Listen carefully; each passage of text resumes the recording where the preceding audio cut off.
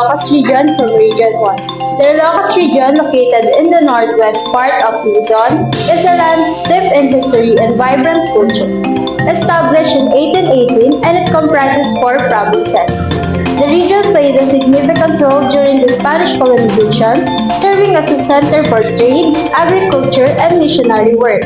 Today, it continues to captivate visitors with its blend of natural beauty, historical landmarks, and rich traditions.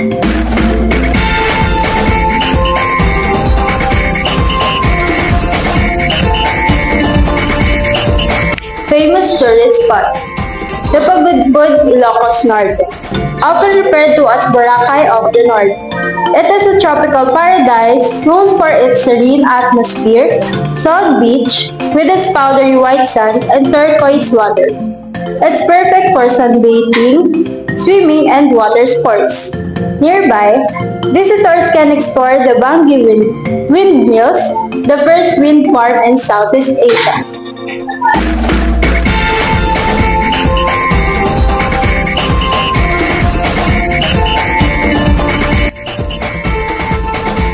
Cultural Heritage Site, the Poway Church. It is also known as the San Agustin Church of Poway.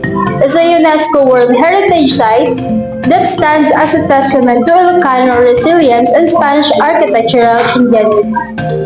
Built in 1710, its unique earthquake Baroque design features massive buttresses to withstand seismic activity, making it both historical and structural marvel. Visitors often awestruck by its grand facade and the quiet solemnity inside the church. It remains a significant religious site, attracting pilgrims and history enthusiasts alike.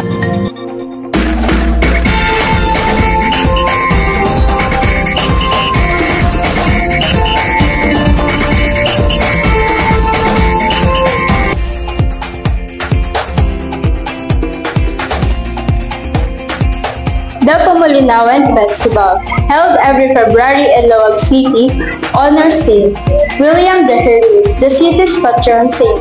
The festival's name comes from the Ilocano folk song about love and resilience. It features week-long activities including street dancing, float parade, and cultural showcases, all highlighting the Ilocano way of life. This festival is not just a celebration of faith but also a vibrant display of Ilocano creativity and pride, making it a must-see for tourists seeking an authentic cultural experience.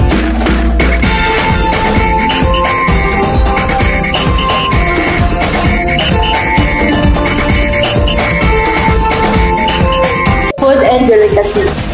No trip to the Ilocos region is complete without savoring its unique cuisine, starting with bagnet, a deep-fried pork dish known for its crunchy texture and rich flavor.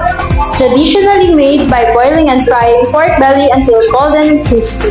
Bagnet pairs perfectly with sukang Iloco or Ilocano vinegar and is often enjoyed with rice and tomatoes. Beyond bagnet, visitors should also try vegan longanisa, a garlicky sausage, and empanada, a crispy pastry filled with egg, vegetables, and sometimes meat. This dish reflects the Ilocanos' ingenuity and deep connection to their culinary heritage.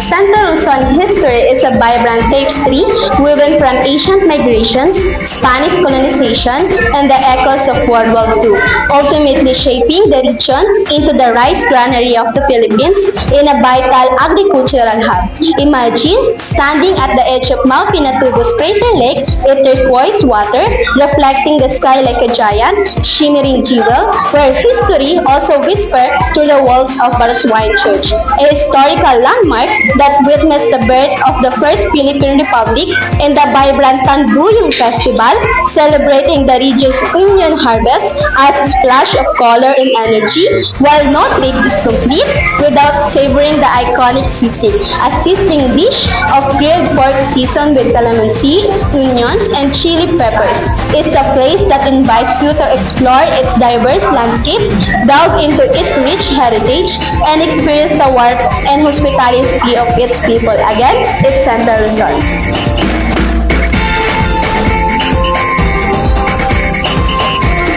One of the most famous tourist spots in Ilocos Norte is Kaway Church, also known as St. Augustine Church. This UNESCO World Heritage Site is renowned for its stunning Spanish colonial architecture, particularly its massive buttresses and separate bell tower.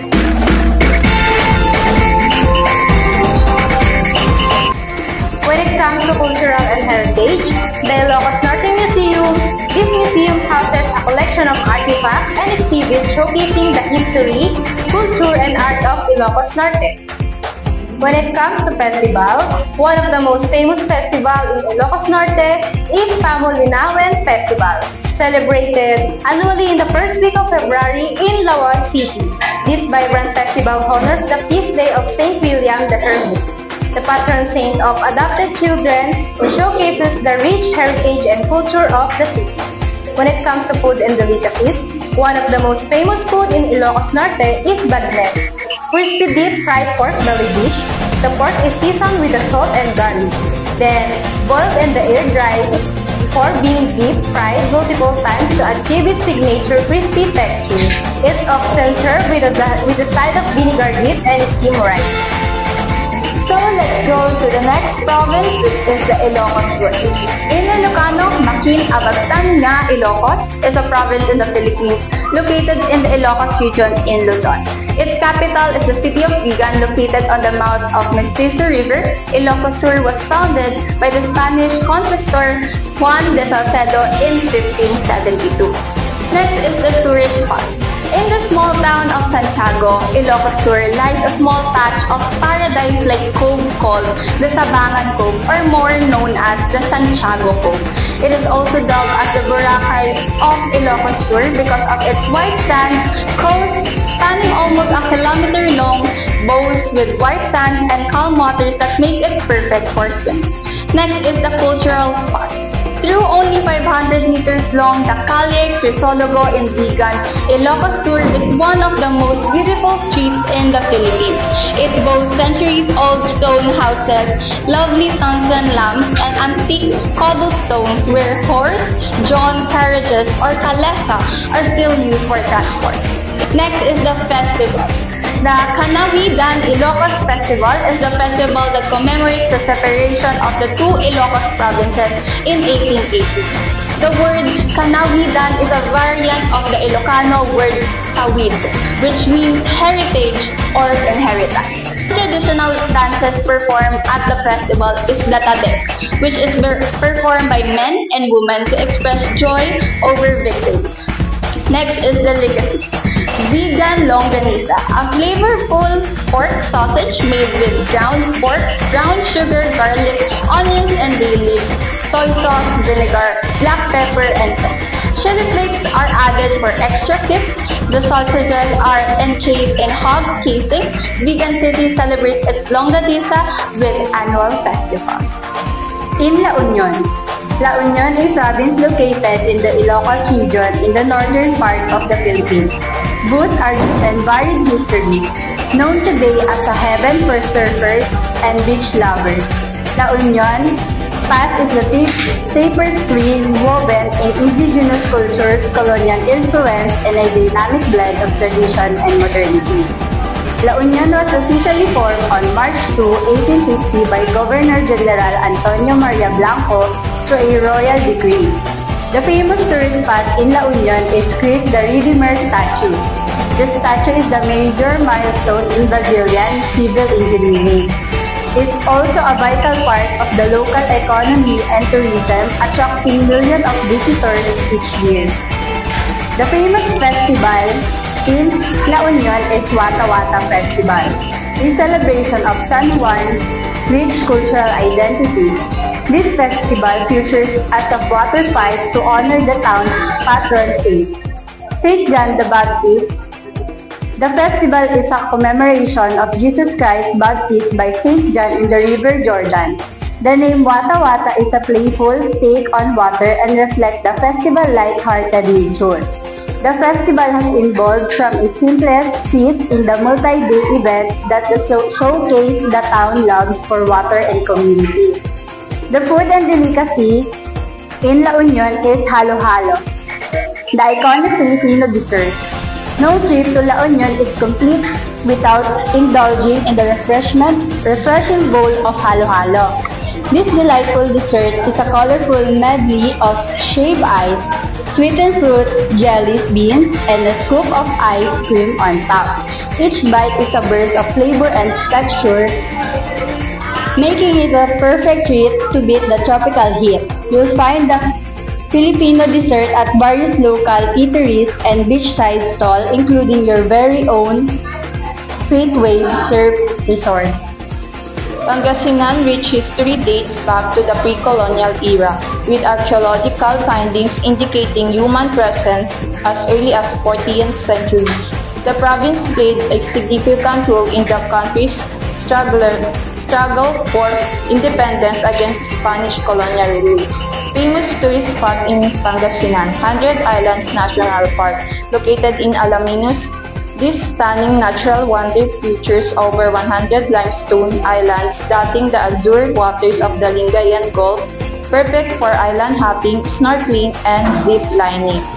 Cultural heritage in Pangasinan, Season Auditorium. This historic building in Lingayen showcases elegant architecture and well-preserved interiors, hosting various local events, concert plays, and exhibitions. Famous festival in Pangasinan is the Pangasinan Festival. Although specific details are secret, this vibrant celebration honors the province's rich culture, heritage, and traditions. And the food and delicacies in Pangasinan is bangus or milkfish, renowned for its mouth-watering bangus dishes, particularly the grilled version, often paired with bagoong isda, fermented fish, sauce, and calamansi, Philippine lime. Cagayan provides a never-ending adventure with ecotourism in the forefront of its offering. Cagayan also one of a major food supplier away to the rest of the country, especially in grains and liquids. Callao Cave is a popular tourist destination in Cagayan, Peña Blanca, about 24 kilometers from Tugigaraw, and is considered an icon of the region. Known for 7 rooms, natural skylight, rock formations, stalactites, and stalagmites. They are known for their skilled craftsmanship, particularly in weaving, pottery, and wood carving. The Ibanag also have traditional dance forms, music, and storytelling that showcase the cultural heritage. The Higalaay Festival, or formerly known as Cagayan Festival, Cagayan de Oro City, is a festival held each year in Cagayan de Oro, Philippines, every 28th day of August, celebrating the feast day of Saint Augustine, patron saint of the city. Cagayan Valley, also known as Region 2, has many food delicacies, including rice cakes, staple dishes such as chicharabao, a snack made with carabao skin, and other local gifts. Best famous tourist spot, Palanan Beach.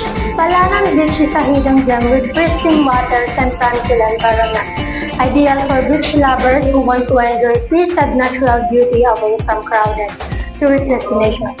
It is perfect for swimming, relaxing, or simply taking in the scenic views. One of cultural heritage of Isabela is a province in the Philippines, boasts a rich cultural heritage influenced by indigenous groups, Spanish colonial influence, and American influences. Attractions include historical sites, the Provincial Capital Museum, and festival.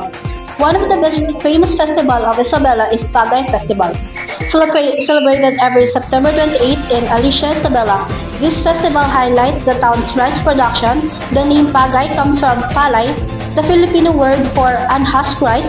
The festival features parades, cultural and performance, and showcase the local rice products. One of the best famous food and delicacies of Isabela is Longganisang Isabela, a local sausage made from ground pork, garlic, and other spices, often served with rice. It has a slightly sweet and savory flavor. Quirino Province boasts stunning Sierra Madre Mountain, a scenery perfect for adventure. Its rich cultural heritage includes diverse indigenous traditions and the vibrant Payas Festival. The province's culinary scene features unique dishes like Pinoy Pita.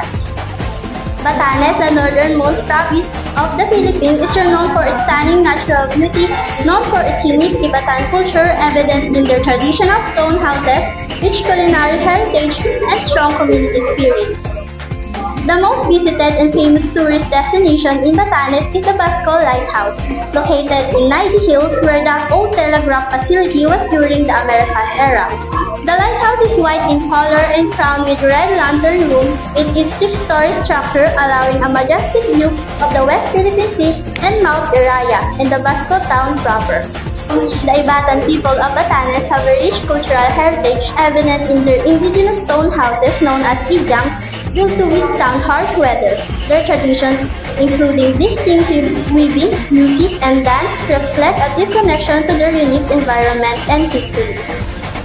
One of the famous festivals in Batanes is the Ibatan Festival. The name of festival refers to the people of Batanes and the language they speak. The Ibatan Festival is a week-long celebration usually held in December, showcasing the Ibatan people's rich heritage, tradition, and culture of sharing. Batanes offers many unique and famous culinary dishes including ubet, a local comfort food made with grated corn, meat, and fish. And second famous dish is supas, a favorite full turmeric-infused yellow rice. These dishes showcase the island's resourceful use of local ingredients and its rich culinary heritage. Nueva Vizcaya, located in the Cagayan Valley region of the Philippines, has a rich history of indigenous cultures, Spanish colonization, and American influence. The famous Dupac del Sur Church, a UNESCO World Heritage Site, stands as a stunning example of Spanish colonial architecture. The Ilonggo tribe, known for their distinct rituals and traditions, continues to shape the cultural identity of the province. The Adibay Festival, held annually, celebrates the province's history, culture, and bountiful harvest with vibrant street dancing and local showcases. Pinapaitan, a bitter stew made from beef or goat innards, represents the province's unique flavors and culinary traditions. Now let's move to the Region 2. The short history of the province of Aurora. Aurora was originally part of the province of Quezon until it was established as a sub-province in 1951. It became an independent province in 1978 and is located in the central Luzon region of the Philippines, characterized by its rich natural resources and cultural heritage. Next is best famous tourist spot. Salaring Cove is a stunning destination known for its pristine beaches and crystal clear waters. It offers a serene for nature lovers along with opportunities for swimming, snorkeling, and enjoying the picturesque scenery. Next is their best famous cultural heritage. The Dumagat tribes of Aurora represent a significant cultural heritage as they preserve indigenous traditions, languages, and crafts. Interactions with the Dumagat contribute to the richness of Aurora's culture's identity. Next is their best famous festival. The Dikit Festival, celebrated annually from April 28 to 30, showcases the agricultural heritage of the area, highlighting the glutinous rice cultivation. The festival features various activities including street dancing and cultural presentation. And their best famous food and delicacies. Suman, a sticky rice delicacy often wrapped in banana leaf, is a popular treat in Aurora. It's enjoyed by locals and visitors alike and is typically served with sugar or coconut milk, making it a flavorful representation of the province's culinary traditions. Now, let's go with Bataan. Bataan is located in western Luzon between Manila Bay and West Philippine Sea. Bataan is known for its rich cultural and historical heritage, warm Filipino hospitality, scenic natural landscape comprising of lofty mountains, and with enhancing waterfalls, lush green valleys, and exotic beaches. The Siege of Bataan was the first major land battle for the American in World War II, and one of the most devastating military defeats in American history. For the force on Bataan, numbering some 76,000 Filipino and American troops, is the largest army under American command over to surrender. So now, let's start with the tourist spot. Mount Samat. Mount Samat, national shrine is Tagalog pronunciation Samat or Dambana ng Kagitingan or Shrine of Valor. Is a historical shrine located near the summit of Mount Samat in the town of Pilar, province of Bataan in the Philippines. The memorial shrine complex was built to honor and remember the gallantry of Filipino and American soldiers who fought against the Imperial Japanese Army during the World War II. Next one is the historical place. Corregidor Island is a small island in the Philippines located at the entrance of Manila Bay and the south of Bataan Province. It's known for its rocky landscape and heavy fortifications and has been a natural fortress for centuries. Spanish fortification. In the 18th century, the Spanish fortified the island is the registration site for ships entering the bay. Festival. The name Balanga is derived from the word banga, which means pot or a jar in Tagalog. The festival highlights the importance of pottery as a source of livelihood and art for Balangueños. The festival includes a street dancing competition, a trade fair, a pottery exhibit, and a grand parade of giant pots. The Banga Festival is yearly celebration in Balanga City, Bataan that showcases the city cultural heritage and commemorates its name origins. What is Banga Festival? The Banga Festival is a week-long celebration takes place in November. It's a vibrant showcase of Balangueño culture that includes street dancing, parades, and drum beats. What is celebrates? The festival celebrates the city name which comes from the Tagalog word cooking pot or banga and its humble origins. How it celebrates? The festival is held in front of the Cathedral Shrine Parish of St. Joseph in Plaza Mayor de Balanga. Barangays from across the city participate in the street dancing competition, and a parade showcase each barangay's performances. So now let's have two famous food and delicacies in Bataan. Tinapa. Tinapa is a Filipino term. It's fish cooked or preserved through the process of smoking. It is native delicacy in the Philippines and often made from black pinskat or galunggong, or fish or from milkfish, which is locally known as bangus. Bulacan is a province in the Philippines located in the central Luzon region. It has a rich history that dates back to pre-colonial times. The province was part of the historical Tondo civilization, which has significant pre-Hispanic Philippine polity. During the Spanish colonial period, Bulacan played a crucial role in the country's history as it became a center for the propagation of Christianity. Famous tourist spot in Bulacan, Malolos Cathedral Minor Basilica of the Immaculate Conception. This historical church in Malolos City is also known for its beautiful architecture and rich cultural significance. It played a vital role during the Philippine Revolution and features stunning interiors in a peaceful ambience. The famous cultural heritage, Bersuan Church. Located in Malolos City, Bersuan Church, it is a significant cultural and historical landmark. It served as the site of the first Philippine Republic's inauguration in 1899 in the symbol of Filipino unity and independence. Singkaban Festival. The Singkaban Festival is a colorful celebration held in Malolos, Bulacan, usually in September.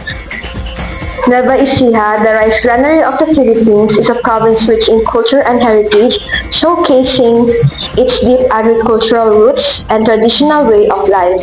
It is home to historic landmarks, vibrant festivals, and centuries-old churches that reflects its strong faith and community spirit. This province preserves its history while celebrating its cultural identity, making it a true gem of Central Luzon. Milungao National Park is a breathtaking natural gem in Nueva Ecija, known for its emerald green river and towering limestone cliffs. Visitors can enjoy activities like bamboo rafting, trekking, and swimming while surrounded by stunning scenery. It's a perfect destination for adventure seekers and nature lovers alike.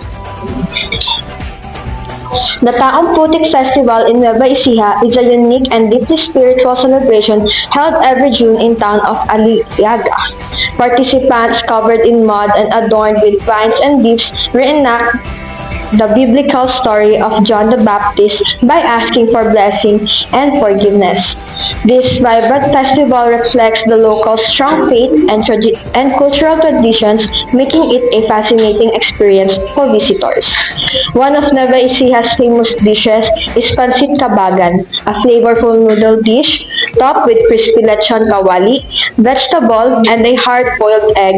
For a sweet treat, try Buko Lumpia, a delicious spring roll filled with fresh coconut and sweetened with condensed milk. Both are must-try delicacies that showcase the province's rich culinary heritage.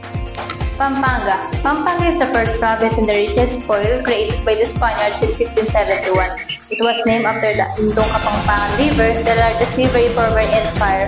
Ancient Pampanga's territorial area used to include portion of the provinces of Bataan, Bulacan, Nueva Ecija, Pangasinan, Tarlac, and Zambales in the big island of Luzon of the Philippine archipelago. Pampanga, one of the richest provinces in the Philippines, was reorganized as a province by the Spaniards on December 11, 1571. For governmental control and taxation purposes, the Spanish authorities subdivided Pampanga into towns, which were further subdivided into districts, and in some cases into royal and private estates. The famous tourist destination in Pampanga is Sky Ranch. Sky Ranch Pampanga is the first amusement park and the newest destination for both residents and tourists in the north of Luzon. Opened on November 30, 2014, it is the home of Pampanga Eye, Loop roller coaster, Super Vikings, and many more exciting rides. Cultural heritage. Clark Veteran Cemetery. Clark Veteran Cemetery is located in Clark Freeport Zone, Angeles City, Philippines. The cemetery is the burial place of thousands of mainly American veterans and Filipino scouts who served in the United States Army and who died in conflicts other than World War II or on military bases in the Philippines. Festivals. The Giant Lantern Festival. The Giant Lantern Festival is an annual festival held in mid-December in the city of San Fernando in the Philippines. The festival features a competition of giant parol lanterns. Because of the popularity of the festival, the city has been nicknamed the Christmas capital of the Philippines. Famous delicacy. The original sisig Kapampangan. The original sisig Kapampangan, it is done correctly, has these three things: no mayonnaise, no fancy ingredients, and definitely no egg. Tarlac, located in Central Luzon, Philippines, has a diverse and dynamic history shaped by its geographic location and cultural mix. Tarlac, in Central Luzon, is home to a mix of natural, historical, and spiritual tourist spots, and these are the key attractions include Monasterio de Tarlac, a sacred hilltop monastery in San Jose, housing a relic of True Cross and offering panoramic views. Capas National Shrine, a memorial in Capas honoring Filipino and American soldiers who endured the Bataan Death March during World War II. Ansap Twin Falls, a serene waterfall in Mayantok, perfect for nature lovers and trekkers. Lastly, Tarlac Recreational Park, a family-friendly spot with activities like biking, kayaking, and camping. This site highlights the Tarlac's blend of history, natural beauty, and spiritual significance. Tarlac's cultural spots showcase its rich history and heritage, and these are the key sites include Museo de Tarlac, preserves Tarlac's cultural and historical artifacts, offering insights into its diverse heritage. Nuestra Señora de Namakpakan Parish, an iconic church reflecting Spanish colonial architecture and Tarlac's Catholic roots, and many more. This spot celebrates Tarlac's blend of historical, spiritual, and cultural identities. Tarlac's cultural spots showcase its rich history and heritage, and these are the key sites include Museo de Tarlac, preserves Tarlac's cultural and historical artifacts, offering insights into its diverse heritage. Tarlac is known for its delicious and diverse delicacies, influenced by its agricultural heritage. And these are the key local treats include Tarlac Suman, a sticky rice delicacy wrapped in banana leaves, often served with sugar or coconut. Zambales is a beautiful province in the Philippines known for stunning beaches, natural landscape, and historical sites. Pumalaklakin Festival, a cultural celebration that showcases the province's rich heritage. Best delicacy, tupig, a popular delicacy made from glutinous rice, coconut milk, and sugar wrapped in banana leaves and then grilled. Batangas. Mount Makulot in Batangas is one of the most well-known hiking spots in the Philippines. Trekking to the top of Mount Makulot usually takes about 5 to 6 hours. Some hikers start the climb before dawn to maximize the sunrise views. Taal Heritage Town is located to San Nicolas. The town continued to prosper during Spanish era. Subliam Festival is a yearly dawn pay reverence to the Holy Cross as kind of thanksgiving. Lomi in Batangas, the hearty noodle soup is a source of warmth, comfort, and tranquility of rainy days. Cavite. The Spanish established a port in the area in 1571 and fortified the settlement as a line of defense for Manila. Chinese merchants settled in Bacoor and Kawit to trade with the Spanish towns. Fort San Felipe, a military fortress built in 1609 by the Spanish military to protect the first town of Cavite. The Maitines Festival in Kawit, Cavite is a popular cultural celebration that features various traditions, including the portrayal of Mama Mary or Mother Mary. Pancit Pusit originated from the province of Cavite. It is also known as Pancit Choco Instantinta, that literally means noodle with squid in its own ink. Laguna. Laguna is a province located in the Calabarzon region of the Philippines. Known for its rich history and natural beauty, it is named after Laguna de Bay, the largest lake in the country. The province played a key role during the Spanish colonial period and is known as the birthplace of many national heroes, including Jose Rizal, the country's national hero.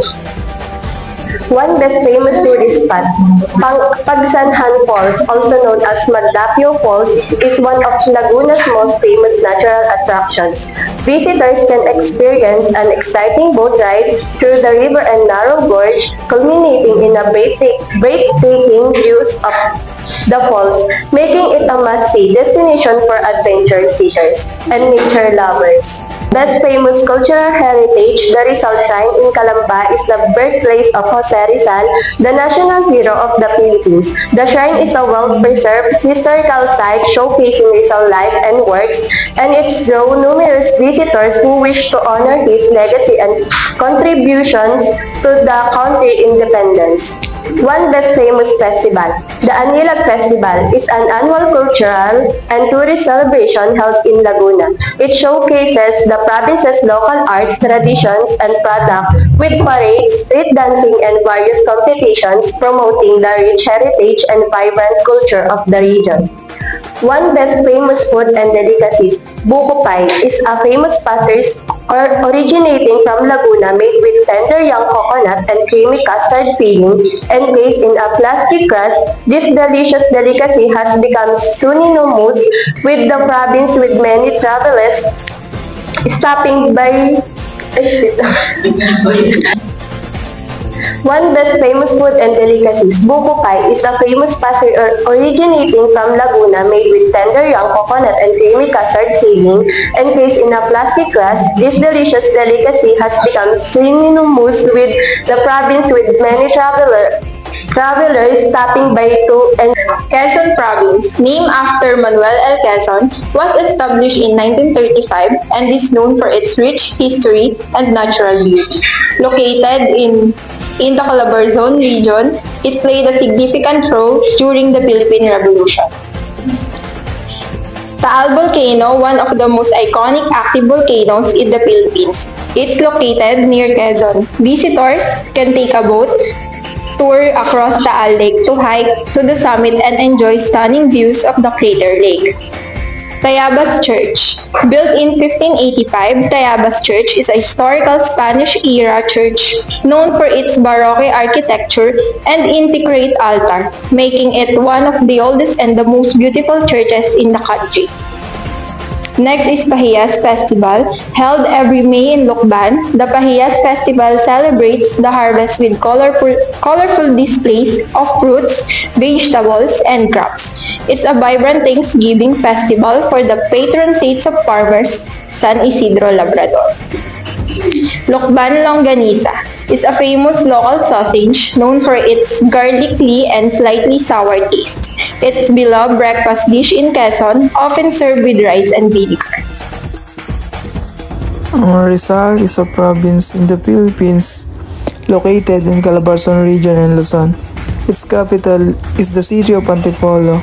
It is about 16 kilometers east of Manila. The province is named after Jose Rizal, one of the main national heroes of the Philippines. And one of the tourist spots in Rizal is Mount Mapalad. Mount Mapalad is situated in Tanay, Rizal, Philippines. It stands at approximately 672 meters above sea level. It is part of Sierra Madre mountain range, and the most popular tourist spot is Angono, Binangonan, Petroglyphs. Petroglyphs are situated on the border of Angono and Binangonan, Rizal province, declared a national cultural treasure by the Philippines. And one of their famous festivals is the Gigantes Festival. The Gigantes Festival is a local festival held annually in Angono, Rizal, Philippines, where hundreds of giant paper-mache puppets are paraded representing common people's mockery of the Ban Hacienda, owners of the past during Spanish colonial rule. And one of their famous food and delicacies in Rizal is Binangonan Biko. Binangonan Biko is a Filipino rice cake originating from the Binangonan. It is sticky rice with coconut milk, brown sugar. It is famous delicacies in province of Rizal. The famous tourist spot in Albay is Mayon Volcano. It's an active volcano in southern eastern Luzon, Philippines, dominating in the city of Legazpi and the most perfect volcano camp in the world because of the symmetry of its shapes.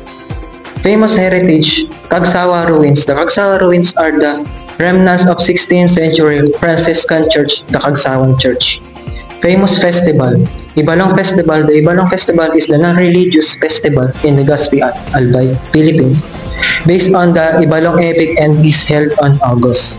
Famous food Bicol Express is the one spiciest dishes of the Philippines. Tender pork is stewed in a rich savory coconut sauce, making it perfect alongside a bowl of rice, fresh vegetables. This is a classic comfort food among Filipinos. Camarines Norte. From 1573 to 1829, Camarines Sur and Camarines Norte formed only one political unit known as Ambos Camarines. In 1829, they were separated but reunited again in 1854. They again separated to be reunited again in 1893. This union continued until 1919. Mahabang Buhangin or Long Beach is the most popular beach to campers and backpackers at Tinaga Island. The beach offered powdery white sand comparable to the Boracay Island in Malay Aklan. Jose Rizal first monument, the oldest surviving monument in the Philippines, built in Daet in the late 80s to honor the Filipino hero. Rahugan Festival, a week-long festival in Basud that celebrates the humble character qualities of Basugueños. It highlights the adoration of family, the tranquil life, and the network soul. Pinangat, a coconut milk-based dish made by stuffing minced fork or fish into pouch of gabi, banana, or coconut leaves, and then steaming them. Catanduanes history. Catanduanes is known for its waves and beaches. The island's name may come from the word kando, a native click beetle that was once common on the island, or from the word samdong, a tree that was also abundant on the island. Famous tourist spot in Catanduanes, the Binurog Point, a lookout point with panoramic view of the Pacific Ocean and the surrounding landscape. The famous cultural heritage, Bato Church, a historic church with intricate carvings and sculptures and beautiful altar. It was built in 1800s and has witnessed important events in the province history. The Abaca Festival, formerly known as Catanduanes Abaca Festival, is an annual festival held in Virac, Catanduanes, Philippines, during the 4th week of May. It celebrates the abaca fiber, the Manila hemp industry, the resilient spirit and culture of Catanduanes. The famous food and delicacy in Catanduanes, the ginataang kinis. While kinis or mud crab can already be eaten steamed, a must-try dish is the ginataang kinis done in coconut milk. Heritage, Masbate Aroray Lighthouse. The Aroray Lighthouse holds great historical significance as it is remnant of the Spanish colonial period in the Philippines. It serves as window into the country's rich history and heritage. Built over a century ago, the lighthouse played a crucial role in guiding mariners through the treacherous coastal waters. Today, it stands as a cultural landmark, preserving the architectural and historical legacy of the nation. Rodeo Masbate Festival. This festival is celebrated during the second week of April to celebrate the province's cattle farming, showcasing the province's heritage and the skill and ability of local farmers. Green horsey is actually a delicacy in Spanish. This exotic specialty is a testament to the province's cultural diversity and openness to unconventional flavors. This unusual meat dish is cooked to tender perfection, giving it a taste of savor. Piliin mo rin ang Pilipinas, kapulo ang kwintas ng perlas. Piliin mo, yakapin mo, kayamanan niyang likas. Piliin mo ang Pilipinas.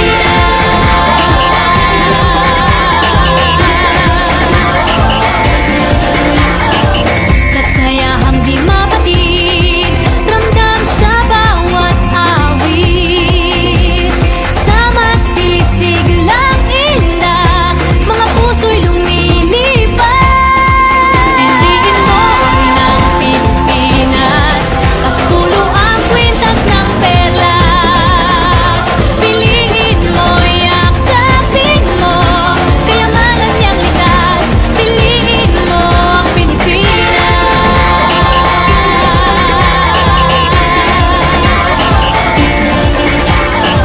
At ang ngiti ng may kapal, taglay ng bawat nilalang. May lambing na tumutuyan sa buong pakiramdam. Piliin mo rin ang Pilipinas, kapulo ang kwintas ng perlas. Piliin mo, yakapin mo, kayamanan niyang likas. Piliin mo ang Pilipinas. Dito ay itinadhana, araw-buwan at mga tala. Ganap na magniningning, kailan may di magdidilim. Yeah, if you know what I'm talking about. Suitcase in the house with the party sound. First choice, first love, if you ask the crowd. Come on, shout it out.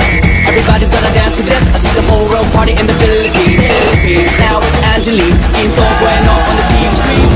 This is like a samba, from me to Manila with the hitting and drum set. Shake it up and dance it like no more drama. And check the women to Philippines, no one other. The world keeps talking, but we ain't walking. We keep on dancing, that's how we rock it. 7,107 islands of beauty. Piliin mo rin ang Pilipinas.